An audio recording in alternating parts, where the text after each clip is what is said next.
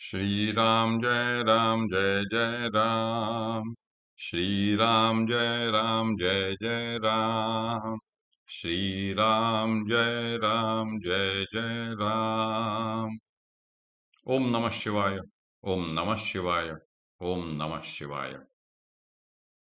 योग वासिष्ठ दिवस क्रमांक 425। उपशम प्रकरण सर्ग 65 व 66। भास आणि विलास यांचे आख्यान। वसिष्ठ पुढे म्हणाले, हे कमललोचन रामा, मनानेच मनाचा छेद करून आणि अहम ममत्वाच्या भावनेचा निराश करून आत्मदर्शन करून घेण्याचा मनुष्याने प्रयत्न केला नाही तर चित्रातील सूर्य ज्याप्रमाणे अस्तंगत होत नाही तद्वत त्याच्यासाठी जगातील दुःख नाहीसे होत नाही.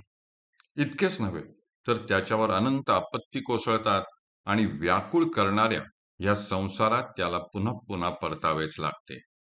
हा सिद्धांत स्पष्ट करून दाखवण्यासाठी सह्याद्री पर्वतावर भास आणि विलास नावाच्या दोन मित्रांचा संवाद मी तुला सांगणार आहे. तू सावधान चित्ताने श्रवण कर. या भूतलावर सह्य नावाचा आकाशाला भिडणारा एक पर्वत आहे. त्याच्या पायथ्यापाशी विस्तीर्ण भूभाग आहे आणि पर्वताचा मूल भाग पाताळात प्रविष्ट झाला आहे. पर्वतावरील प्रत्येक भाग पुष्पाच्या समूहाने भरलेला आणि ठिकठिकाणी निर्मल जलाचे निर्झर वाहत असून त्यात रत्नाचे खजिने आहेत असा आहे. त्या पर्वताचे नाव जरी सह्य असले तरी त्यामधील रत्नांचे व मोत्यांचे तेज पाहणाऱ्याच्या नेत्रांना दिपवून टाकत असल्यामुळे तो पर्वत असह्य आहे असेच म्हणावे लागते. पर्वताच्या पठारावर अप्सरा, गुहांमध्ये विद्याधर व सिद्ध आसपास किरात, देव, पायथ्यापाशी मनुष्य आणि मुळाशी नाग यांचा वास असल्यामुळे तो पर्वत म्हणजे दुसरे त्रिभुवनच आहे की काय असे वाटते. त्या पर्वताच्या एका शिखरावर स्वर्गलोकाप्रमाणे मोहक व आल्हादजनक, ब्रह्मलोकाप्रमाणे भव्य, शिवलोकाप्रमाणे शांत आणि सिद्धांच्याही श्रमाचा परिहार करण्यास समर्थ असा अत्री ऋषींचा आश्रम असून तेजस्वी व विद्वान असे दोन तापसी तेथे राहत होते. त्यांना भास आणि विलास नावाचे दोन पुत्र झाले. ते एकत्र वाढले व त्यांचा कधी वियोग न झाल्यामुळे त्यांचे एकमेकांवर अतिशय प्रेम होते.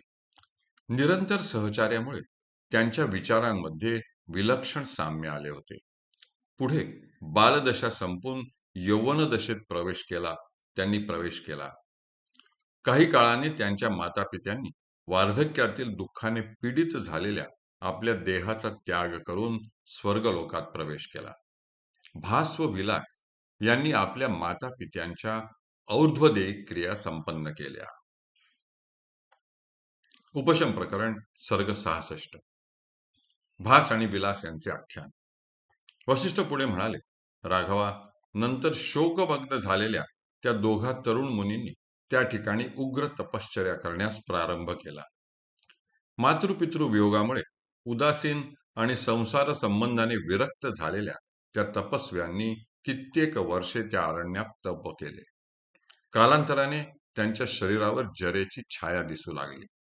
परंतु इतक्या दीर्घ तपानंतर देखील त्यांना विमल ज्ञानाची प्राप्ती मात्र झाली नाही. पुढे आपसात चर्चा करीत असता विलास एकदा म्हणाला, मित्रा भासा, ह्या जगातील माझ्या जीवितरूपी वृक्षाचे तू श्रेष्ठ फल असून तुझे हृदय हे अमृत समुद्राचे निवासस्थान आहे. तुझा माझा वियोग झाल्याला आज कित्येक वर्षे झाली. हे दिवस तू कोठे व्यतीत केलेस? तुझी तपश्चर्या फलद्रूप झाली आहे ना?